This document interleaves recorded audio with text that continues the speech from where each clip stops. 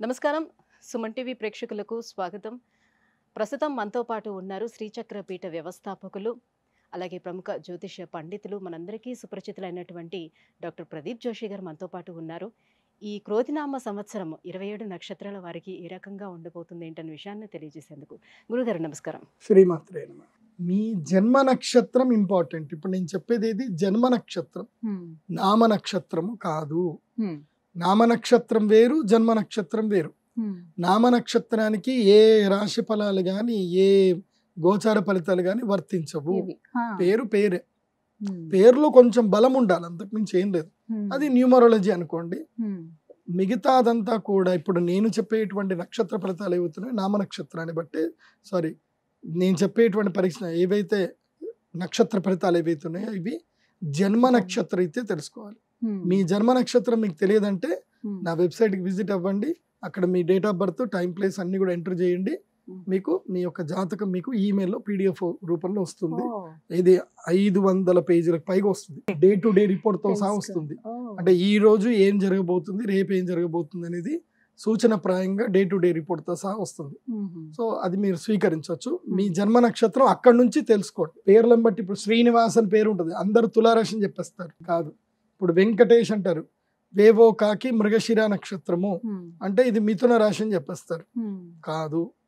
So ఇలా పేరును బట్టి మీరు రాశులు చెప్పుకోకండి, నక్షత్రాలు చెప్పుకోకండి, దాని ఫలితాలు ఉండవు. సో ఇప్పుడు ఈ సంవత్సరము క్రోధినామ సంవత్సరంలో ఒక్కొక్క నక్షత్రం వారికి ఎలా ఫలితాలు ఉన్నాయో చెప్తాను. అందరూ జాగ్రత్తగా వినండి.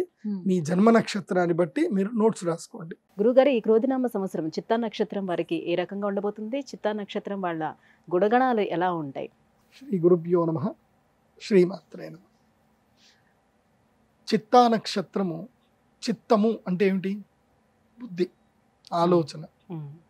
ఈ సంవత్సరము చిత్తా నక్షత్రం వారు తమ బుద్ధి రీత్యా ఎక్స్ప్లోర్ అవ్వాల్సిన సమయం ఇది. వీళ్ళు కూడా ఈ సంవత్సరము అదృష్ట యోగ జాతకులే. వీళ్ళు కూడా టాప్ 10లోనే ఉన్నారు. వీళ్ళు ఎక్స్ప్లోర్ తప్పకుండా అవ్వాలి. అంటే కొత్త ప్రదేశాలు విజిట్ చేయాలి. ఈ సంవత్సరము పక్క వాళ్ళ మీద డిపెండ్ అవ్వకూడదు, అన్డిపెండెన్సీ పెట్టుకోవాలి. ఎవరి మీద డిపెండ్ అవ్వకూడదు. ఒంటరి ప్రయాణం చేయాలి. ఈ సంవత్సరం అంతా కూడా ఒంటరి ప్రయాణం. నేను ఒక్కడినే, నాతోనే నేను చేస్తాను.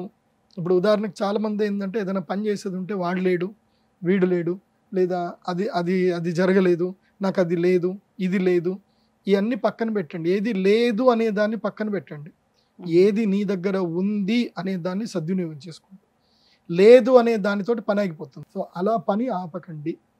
ఏది ఉందో దాన్ని సద్వినియోగం చేసుకోండి. ఉన్నంతలో పని చేయండి, ఉన్నంతలో సాటిస్ఫై అవ్వండి, ఉన్నంత దాంట్లోనే చేయండి. అలా చేస్తే చిత్తా నక్షత్రం వారు ఈ సంవత్సరం అదృష్ట యోగ జాతకులు. బాగుంది. ఈ సంవత్సరం ప్రయాణాలు చేయవలసి ఉంటుంది. తర్వాత విదేశీ యోగం కూడా ఉంటుంది. ఈ సంవత్సరం ఏదైనా విదేశాలకు వెళ్ళాలనుకుంటే విదేశాలకు వెళ్ళండి. తర్వాత ముఖ్యంగా వివాహ సౌఖ్యం సిద్ధిస్తుంది. యంగ్స్టర్స్కి ప్రేమలో పడతారు, ప్రేమలో లేస్తారు, ప్రేమలో కూలబడతారు, నానా యాతనలు పడతారు. మొదలు ఎవరైతే మీ జీవితంలోకి వస్తారో ఈ సంవత్సరము వచ్చిన 2 నెలలు బాగుంటుంది. 3వ నెల 4వ నెల నుంచి నరకం చూపిస్తారు. 5వ నెలలో మీరు రియలైజ్ అవుతారు. 8వ నెలకి సెటిల్ అయిపోతారు. 9వ నెలతోటి కాంప్రమైజ్ అవుతూ కాపురం చేస్తారు. ఇలా మీ జీవితం లోపల 9 నెలల గర్భశోకం ఈ సంవత్సరం మీకు ఉంటుంది. అది కాకుండా ఈ సంవత్సరం విశేషంగా ఏమిటంటే కొత్తగా పెట్టుబడులు పెట్టి వ్యాపారాలు ఏమైనా ఉంటే చేసుకోండి, అద్భుతంగా కలిసి వస్తుంది. ఇంకా చెప్పాలి అని అంటే మీరు కూడా ఏంటంటే ఈ సంవత్సరము ఒక 100 మంది కొత్త వ్యక్తులను కలుస్తాను అని టాస్క్ పెట్టుకోండి. ఎవరైనా సక్సెస్ఫుల్ పీపుల్ ఉంటారు, వాళ్ళ జీవితంలో వాళ్ళు సక్సెస్ అయ్యి ఓ స్టేజ్ మీదకి వెళ్ళి అందరికీ ఓ స్పీచ్ చెప్పే కెపాసిటీ ఎవరికైతే రీచ్ అయిందో వాళ్ళందరినీ వెళ్ళి కలవండి. ఈ సంవత్సరం 100 మంది కొత్త వాళ్ళని కలవాలి. వాళ్ళ యొక్క అనుభవాలు ఏంటి, వాళ్ళ జీవితంలో ఏమేమి సాధించారు, ఏం కోల్పోయారు, ఎలా వాళ్ళ జీవితాలు జరిగాయని అనుభవాలన్నీ కూడా నేర్చుకోవాలి. ఎప్పటి వరకు? ఆగస్టు వరకు. సెప్టెంబర్, అక్టోబర్, నవంబర్, డిసెంబర్, జనవరి, ఫిబ్రవరి ఈ 6 మంత్స్ మీరు అద్భుతంగా ఎక్స్ప్లోర్ చేస్తారు, కలిసి వస్తుంది. ఇక అక్కడి వరకే మీకు అదృష్ట యోగం. ఆ తర్వాత ఉంటుంది, చెప్పాను కదా 9 నెలల గర్భశోకం అని. 9 నెలల గర్భశోకం అయిపోయిన తర్వాత ఇంకా సెటిల్ అయిపోతారు, ఇంక చేసేది ఏముండదు, అలా వెళ్ళిపోతారు. సో ఏది చేసుకున్నా 9 నెలల లోపలనే చేయండి. ఇల్లు కట్టుకునేది ఉంటే కూడా ఇల్లు కూడా కట్టుకోండి. ముఖ్యంగా చిత్తా నక్షత్రం వాళ్ళకి ఈ సంవత్సరం చేయాల్సిన వ్యాపారం ఏంటంటే కనుక భూమికి సంబంధించిన వ్యాపారం చేయండి, రియల్ ఎస్టేట్ వ్యాపారం లోపల వెళ్ళండి, బాగుంటుంది. కానీ ఏదైనా మీ సొంత జాతకం చూపించుకోవాలి. ఇప్పుడు చిత్తా నక్షత్రం ఏంటంటే పే పో రారి చిత్త అంటారు. ఇప్పుడు రామ్ అని ఎవరికైనా పేరుంది, రామ్ అని పేరున్న వాళ్ళందరూ కూడా చిత్తా నక్షత్రం కిందకి రారు. శ్రీనివాస్ అన్న పేరున్న ప్రతి ఒక్కరు చిత్తా నక్షత్రం కిందకి రారు. మీ జీవితంలో మీరు పుట్టిన డేట్ ఆఫ్ బర్త్ ఏదైతే ఉందో ఆ date of birth time place బట్టి మీ జన్మ నక్షత్రం బయటకు వెళ్తుంది. అది చూడండి, అది చిత్తా నక్షత్రం అయితేనే నేను చెప్పిన వర్తిస్తాయి, లేకపోతే వర్తించు. గుర్తుపెట్టుకోండి. అంటే 4 పాదాలు ఉంటాయి కదా గురుగారు. సో పాదం మారుతున్నా కూడా వాళ్ళ జాతక రీత్యా మార్పులు వస్తూ అది ఉంటాయి. ఇంటర్నల్, అది వ్యక్తిగత జాతకం. దశాంతర్దశలు అని ఉంటాయి. ఇప్పుడు మొదటి పాదంలో పుట్టారనుకోండి, వాళ్ళ జన్మత ఇది కుజ మహాదశ ఉంటుంది, 7 సంవత్సరాలు కుజ మహాదశ ఉంటుంది. రెండో పాదంలో పుట్టారనుకోండి, ఆ కుజ దశలో 7 లోపల 1/3 వెళ్ళిపోతుంది. సో మూడో పాదంలో పుట్టారనుకోండి, 3.5 సంవత్సరాలు మాత్రమే కుజ దశ ఉంటుంది. సో వీళ్ళకి ఎర్లీగా వీళ్ళకి రాహుదశ రావడం ఉంటుంది.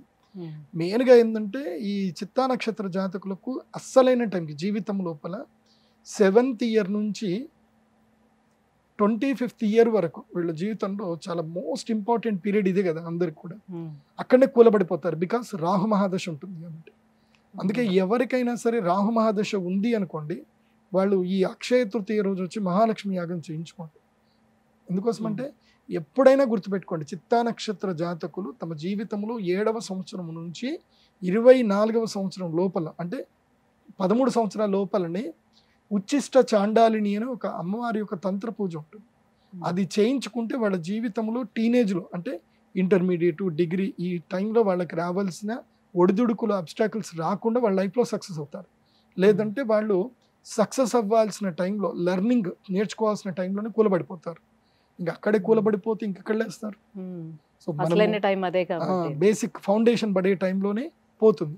25 ఏళ్ల తర్వాత ఏం అనుభవాలు వస్తే ఏం ప్రయోజనం? సో వెనక ఏం చదువుకోలేదు, 25 ఏళ్ల తర్వాత చదువుతారా? చదవడానికి ఏముంటుంది? ఏముంటుంది? ఇంకా దోస్తులు వస్తారు, దా కూర్చుందాం దా అని అంటారు.